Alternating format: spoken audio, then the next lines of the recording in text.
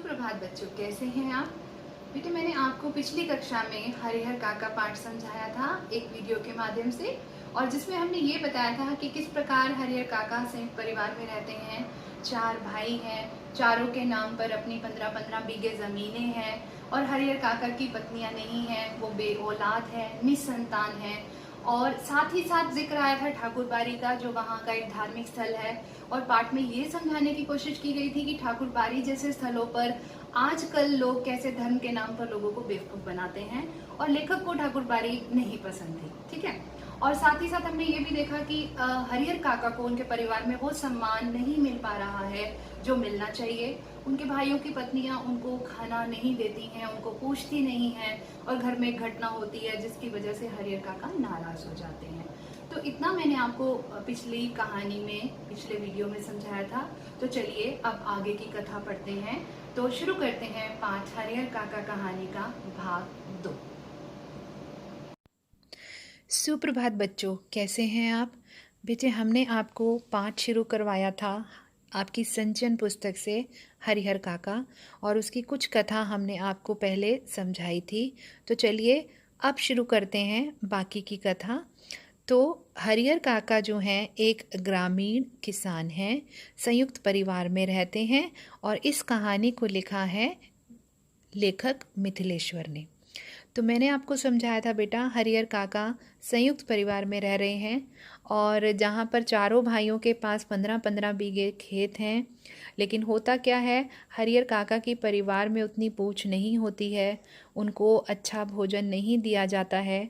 कोई मेहमान आते हैं तो उनको बाद में खाना दिया जाता है, जिससे उनको गुस्सा चढ़ जाता है, और वो क्या करते हैं, जो खाने की भोजन की जो थाली है उसको फेंक देते हैं, और बहुत गुस्से में आ जाते हैं और अपने भाइयों की पत्नियों को डांटने फटकारने लगते हैं।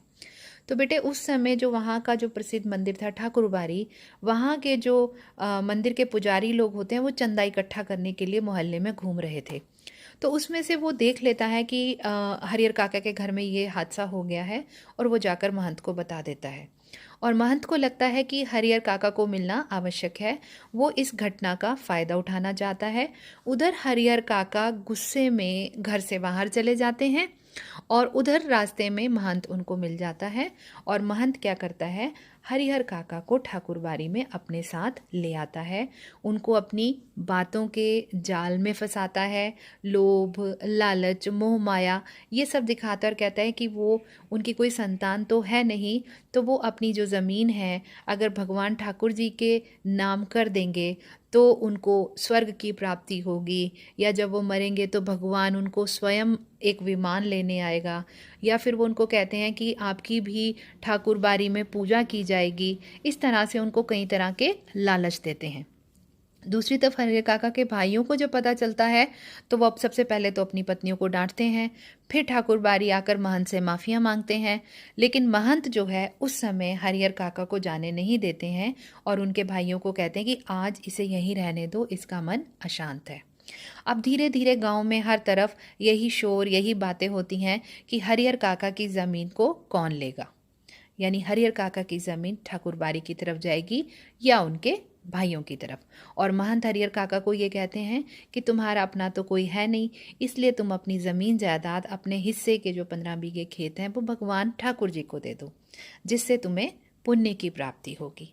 तो उसके बाद क्या होता है, हरिहर काका के जो भाई हैं वो हरिहर काका को अपने घर ले जाते हैं, और फिर वो अपने हरिहर काका पर ये दबाव डालने लगते हैं कि हरिहर काका जो है ज़मीन उनके नाम कर दे। ऐसे में हरिहर काका लेखक से भी एक बार सलाह मशवरा करते हैं। दूसरी ओर महंत को लगता है कि हरिहर काका ज़मीन ठाकुरबाड़ी के नाम नहीं कर रहे हैं। अब महंत जो है वो बेसब्र हो जाता है, और वो एक दिन क्या करता है, अपने व्यक्तियों को भेजकर हरिहर काका का अपहरण करवा लेता है, और हरिहर काका को ठाकुरबाड़ी में लाकर कैद कर दिया जाता है। अब जब हरिहर काका के भाइयों को पता चलता है, तो वो पुलिस लेकर आते हैं, और उस समय ठाकुरबाड़ी में गोलीबारी होती है, फायरिंग होती है, वहाँ कोई भी नहीं होता।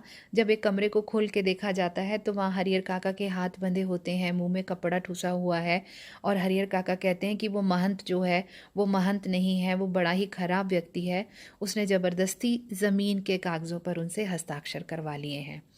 अब हरिहर काका के भाई जब उन्हें घर ले जाते हैं, पहले से ज़्यादा उनका ख्याल रखा जाता है, 24 घंटे उन पर पहरा दिया जाता है, उनके खाने पीने का ख्याल रखा जाता है। अब हरिहर काका सबके लिए एक सम्मानीय व्यक्ति बन जाते हैं, यानी हर कोई उनका ख्याल कर रहा है, हर कोई उनकी देखभाल कर रहा है। साथ ही साथ गांव में हर तरफ, हर जगह, गली मोहल्ले में यही शोर है कि हरिहर काका अपनी ज़मीन किसे देंगे, ठाकुर बारी को देंगे या अपने भाइयों को देंगे। भाई भी दबाव डाल रहे हैं, ठाकुर बारी का महंत भी दबाव डाल रहा है। लेकिन अब वो हरिहर काका क्या कर रहे हैं, वो लेखक के साथ मिलते हैं, बैठते हैं, सलाह मशवरा करते हैं कि जीते जी अपनी ज़मीन किसी के नाम नहीं करेंगे और मरने के बाद तो भाइयों को ऑटोमेटिकली मिल ही जाएगी। यानी अब क्या है कि हरिहर काका पूरे गांव में एक चिंता का विषय बन गए हैं। अब हरिहर काका को बड़ी परेशानी भी होती है कई बारी।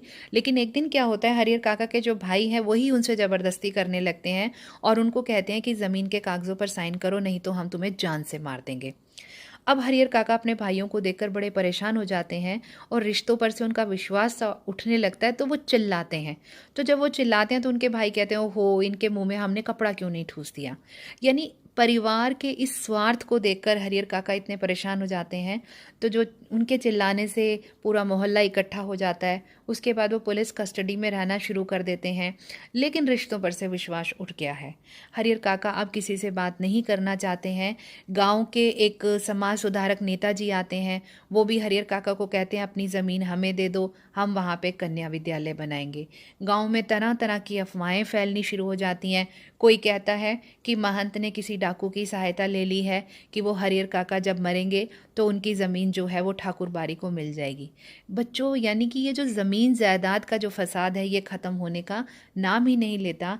लेकिन हरिहर काका अब बिल्कुल चुप हो गए हैं, रिश्तों से उनका विश्वास उठ गया है। वो किसी से भी बात नहीं करना चाहते हैं, वो बिल्कुल दुखी हो गए हैं। तो मैं आशा करती हूँ आपको ये कहानी समझ आ गई होगी। इस पाठ को समझने के लिए आपका बहुत बहुत धन्यवाद। बेटे, हम इस वीडियो के बाद आपको इस पाठ से जुड़ा हुआ जो कार्य है, इसका प्रश्नोत्तर कार्य कराएंगे, पाठ से जुड़े अतिरिक्त प्रश्नोत्तर कराएंगे। तब तक आप इस वीडियो को भली प्रकार से देखें, समझें और यदि आपको कुछ समझ नहीं आए तो आप कमेंट बॉक्स में ज़रूर लिखें। आपका दिन शुभ हो, स्वस्थ रहें और इस पाठ को भली प्रकार से पढ़ें।